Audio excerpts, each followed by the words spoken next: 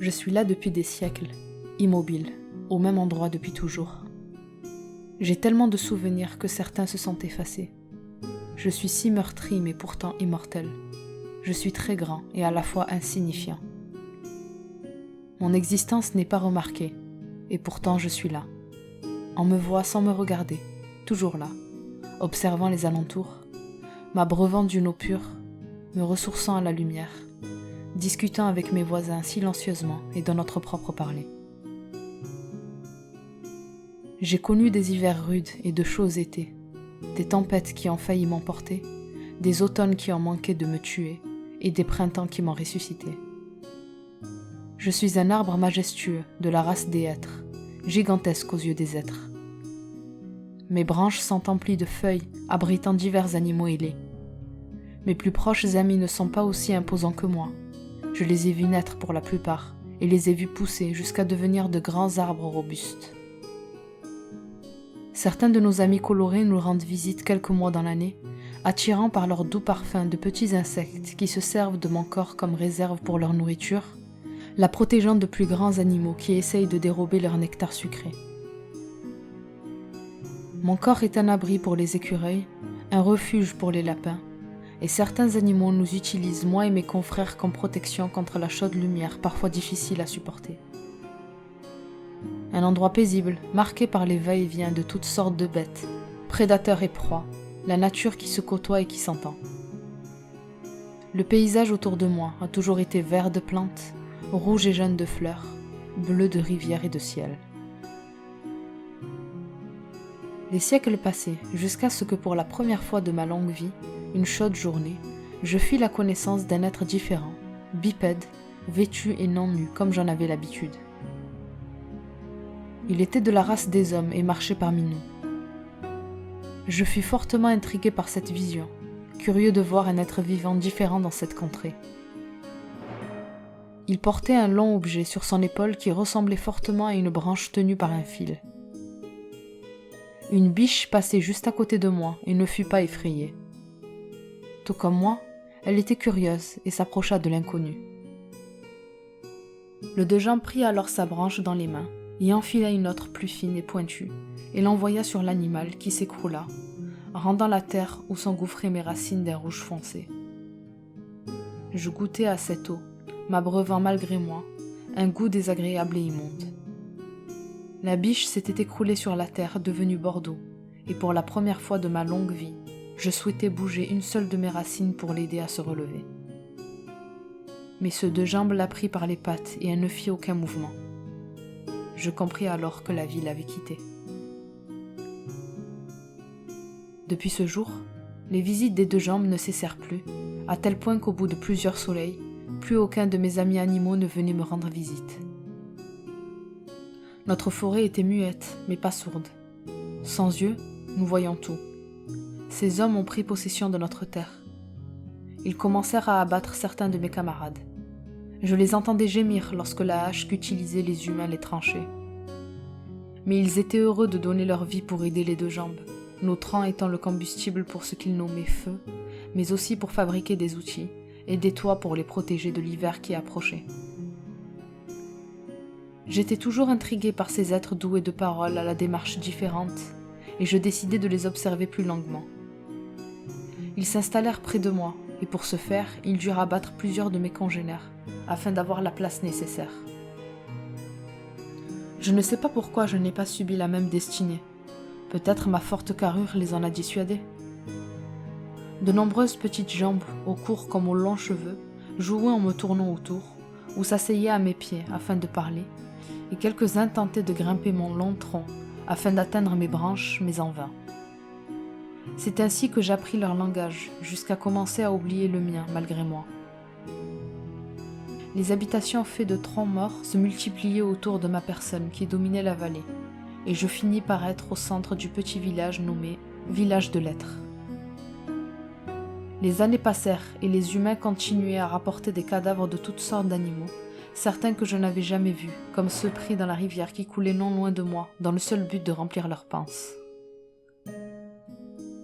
Une nuit de printemps particulièrement calme, les maisons autour de moi prirent feu. Tout brûla sous mes yeux. Il faisait très chaud, et tout le monde courait dans tous les sens. Tous étaient pris par les flammes, poussant des hurlements atroces jusqu'à tomber et ne plus bouger. Certains étaient restés dans leur habitation et n'en sont jamais sortis. Au matin, le paysage autour de moi était noir. Les maisons faites de mes camarades s'étaient écroulées, noircies par les flammes, et j'aperçus de nouveau à l'horizon des arbres de toutes sortes que je n'avais jamais vus, qui autrefois étaient cachés par mes frères sacrifiés. J'entendis de nouveau le son de la rivière qui s'écoulait non loin, que je n'entendais que les nuits lorsque tous les habitants rentraient dans leur demeure. Les cadavres furent mis sous terre par leurs semblables venant d'un village voisin, et plus aucun humain ne remit les pieds sur ma terre. Et ce fut ainsi durant des années. Il en fallut du temps pour que le paysage charbon disparaisse et laisse place aux couleurs merveilleuses dont je n'avais plus l'habitude. Les animaux venaient de nouveau me rendre visite. Quelques arbres poussèrent là où d'autres ont été arrachés. Les plantes recouvrirent les derniers vestiges de la vie des hommes, et tout reprenait forme petit à petit. Je retrouvai ma maison, ma terre, et de nouveaux compagnons. Je me remis à parler ma langue et le leur appris, et leur contai ce que j'avais vu, en prenant soin de les mettre en garde contre les deux jambes. Je ne sais combien d'années ou de siècles sont passés où je retrouvai enfin ce que j'avais perdu. Mais un jour d'automne, je vis au nord les deux jambes s'avancer vers moi. Il n'y avait plus signe d'animaux depuis quelque temps, la raison étant le retour de leurs prédateurs. Ces hommes étaient vêtus de la même couleur que les plantes.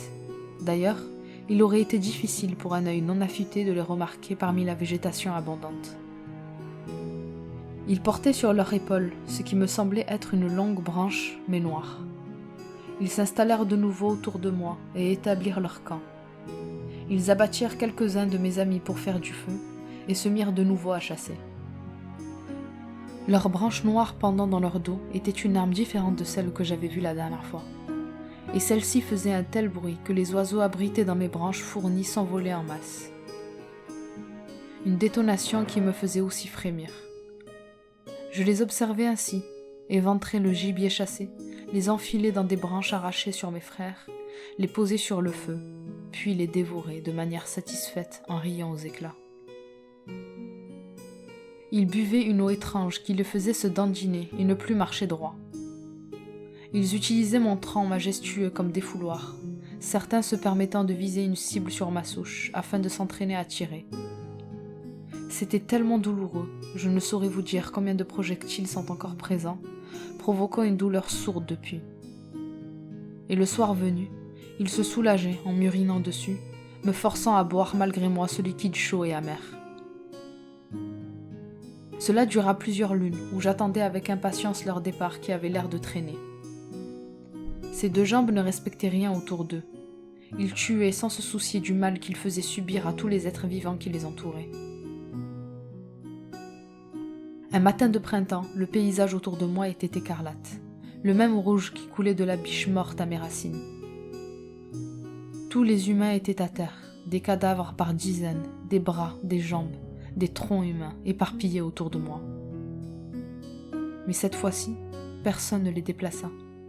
Ils restèrent là, et le temps commença à les recouvrir. Toutes sortes de végétation poussa sur leur corps défraîchi, et ils disparurent au fil des jours, des mois, des saisons, des années, jusqu'à ce que plus aucune trace d'eux ne subsistât. Le paysage autour de moi était vert, et je retrouvais ma terre. Les animaux revinrent me tenir compagnie, les plantes et les arbres étaient de nouveau à perte de vue. Je continuais à être le plus grand et le plus imposant aux alentours, et les siècles se voyaient sur mon corps meurtri. Mais j'étais heureux. Je comptais toujours à ma communauté la vie que j'ai menée, et je les prévenais des dangers qui les entouraient. Des années passèrent quand un jour d'hiver, j'entendis au loin un bruit assourdissant qui fit s'envoler des centaines d'oiseaux recouvrant le ciel bleu d'une marée noire. Ce bruit s'approchait de nous par l'ouest, mais je ne distinguais rien à cause de la végétation abondante. Et de chuchotements à plantes, il me fut dit que les deux jambes tuaient de nouveau mes congénères à l'aide d'énormes armes. Et c'est ainsi que je vis encore une fois la nature dépérir à mes pieds, chaque jour, se rapprochant de moi dangereusement, jusqu'à ce que je puisse enfin distinguer les coupables. de grandes machines inventées par les deux jambes, bien plus grandes qu'un ours, mais ne me dépassant pas pour autant. C'est ainsi que j'attendis le printemps impatiemment. Comme pour les 2 fois où les humains ont pris la liberté de s'installer chez nous et n'ont eu aucun respect pour les autres, je devais agir. Mes racines invisibles aux yeux de tous sont 2 fois plus grandes que mon tronc et mes branches confondues. Une fois la saison de la résurrection arrivée, je pus de nouveau les bouger pour protéger la forêt et tout être vivant, animé ou inanimé, du danger qui les guettait. J'ai pu atteindre à l'aide de mes racines les 4 machines qui se livraient à un massacre sans pareil. À l'intérieur, sans grande surprise, se trouvaient des humains. Je les pris par mes doigts boisés et les étreignis un à un, jusqu'à ce que je goûtais de nouveau à ce liquide sans saveur. Je pris avec moi leur corps afin de nourrir les animaux affamés. Mais d'autres humains vinrent de nouveau dans le même but que leurs prédécesseurs, et ils subirent le même sort, jusqu'à ce que plus aucun d'entre eux n'ose pénétrer de nouveau nos terres. Je suis le gardien de l'Ouest, et vous, humains, n'avez cessé de prendre ce qui ne vous appartenait pas, égoïstes et destructeurs. Notre forêt est protégée par 3 autres gardiens, au nord, au sud et à l'est. Cela fait des années que plus aucun humain n'a osé pénétrer notre terre. Des rumeurs nous sont parvenues que notre territoire a été surnommé la forêt maudite. Eh bien soit, maudit soit l'humain qui oserait s'approcher. Je vous ai laissé une chance en tant qu'être vivant, mais vous ne semez que la mort et la destruction. Vos cadavres ont servi de nourriture aux animaux, tout comme vous vous êtes servi de leur chair. Vos vêtements ont servi de couverture aux bêtes, tout comme leur peau vous ont servi pour vous réchauffer. Votre corps a servi de combustible afin de vous détruire, tout comme vous avez utilisé mes chers amis pour nourrir votre feu. Vous avez été démembrés, tout comme vous avez démembré les innocents.